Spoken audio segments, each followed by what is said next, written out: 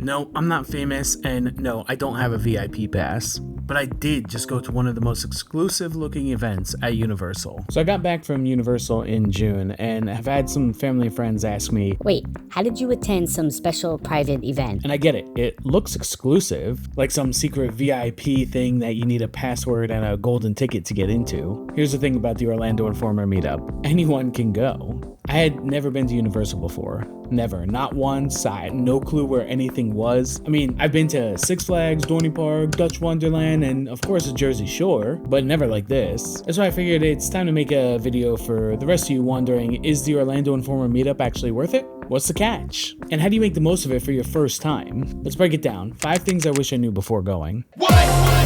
It's big so proud. Tell your moms, kids, it's big so proud. What? Okay, let's start it off with tip number 1. Know what you're actually buying with the ticket. So the event lets you check in as early as 3 p.m., even though the parks don't officially let you in until 5. But don't worry, they have this thing called First Bites where there's live music, there's photo ops, and there's plenty of popcorn, drinks, walking tacos, things like that. Basically pre-game snacks. And you're not behind if you don't show up at 3 p.m. exactly. Registration stays open until 8 p.m. And then once the daytime crowd is cleared out, the park's officially yours. At closing time, this is where the event allows you to eat at a few restaurants around the park, all completely for free, before opening up the rest of the stands and snack carts about an hour after the daytime guests leave. We found that the shortest waits for the lines on rides, especially like Hagrid's, were right about at this time when they opened up all the restaurants and snack stands. But I mean, you can stop at them at any time. And if they got bottled water or Gatorade, you can have that as well too. Some of the street performers still go on after the park closes. I know we did Ollivander's Wand Shop, and there was the Blues Brothers show. And we even saw the Hogwarts Forever light show going off about every 10 minutes, it felt like. One thing to know about it is some of the big rides like the Incredible Hulk or Velocicoaster, they close earlier due to noise ordinances, so don't wait too long if those are going to be your thing. So here's the first pitfall. I heard a bunch of first-timers thinking that the event starts at 5, and that's exactly the time that they plan on getting there. So one thing to remember is it could take, 20-25 minutes to get from where the buses drop you off to the actual registration before you can get your ticket to go in. And the longer you're waiting in that line, the more you're going to be missing out on the park, as you could be in there right at 5.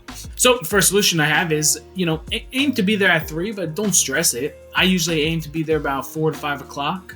This way I can make the most of First Bites. And then I go right to like low demand rides like Seuss Landing or stuff like that before, they empty out the daytime crowds, and then we can, settle into snacking and some of the heavier weighted lines. Speaking of snacking, tip number 2 is about sampling everything, especially the butterbeer. This was my first time trying butterbeer since it was announced in like 2010 or something like that. So it's been about 15 years in the making. And I'll just tell you, man, it lived up to the hype. Frozen butterbeer was my favorite, but that may have just been that Florida heat in June that was really inspiring my vote. Outside of butterbeer, there's free snack carts pretty much everywhere. Pretzels, churros, mini corn dogs, tater tots. And none of them cost a thing. But do yourself a favor and pace yourself, because you can get this all night. My advice would be, if you came with a group, to split things with the group and sample everything. Sample everything, regret nothing.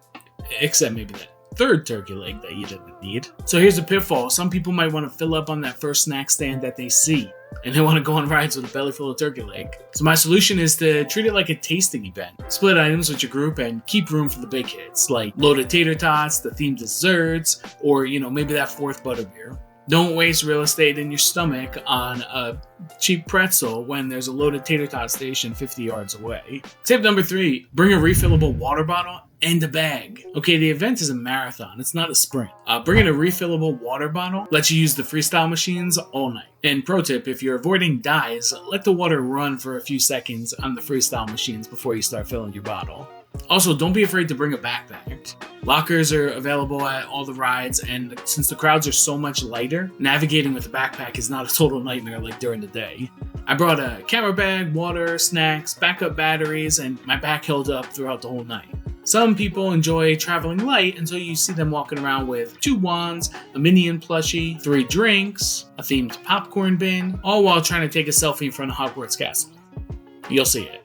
So the common pitfall here is that first-timers think that bringing a bag might be a mistake, or there'll be a hassle, they'll not be allowed on the rides, and then you spend half the night parched and carrying everything in your hands. So my solution is to think of packing smarter instead of lighter. Small backpacks are allowed on many of the rides, like, Spider-Man and River Adventure, and lockers are super easy to access, for other rides that don't allow it.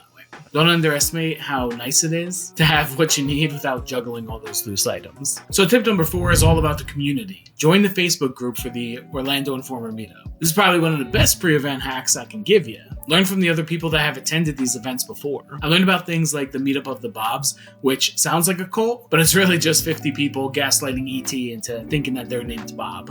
It was a lot of fun.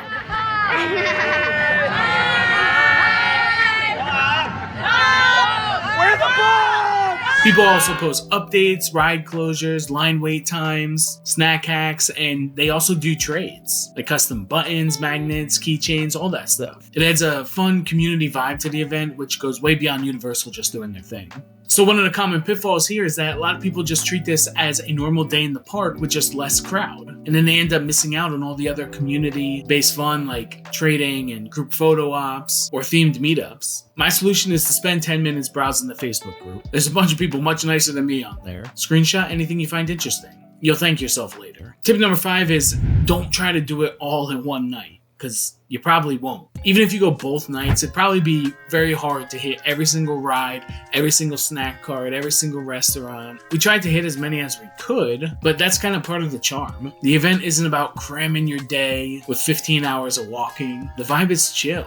The walkways are pretty much empty, and it kind of feels like a private party in a public theme park. I suggest picking your must-dos, pacing yourself, and let whatever happens after that be bonus. So one of the pitfalls I was seeing is that newcomers try to do everything and end up tired, stressed, and hangry and are leaving the park before midnight, when on Saturday it doesn't close till 1:30 a.m.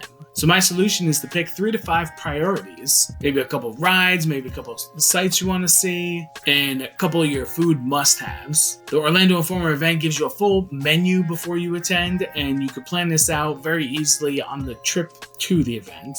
And the more you chill, the more you're going to be able to accomplish. And so here's a bonus tip. Let's talk about the pricing of this. Our 2-night ticket costs $405. That sounds high until you realize it is the 2-park ticket. You can go from Studios to Islands of Adventure. So a day ticket, what I'm seeing on the low end for a Friday or Saturday, is about $180 per night. Or even if you get a 2-day ticket, it doesn't drop that much.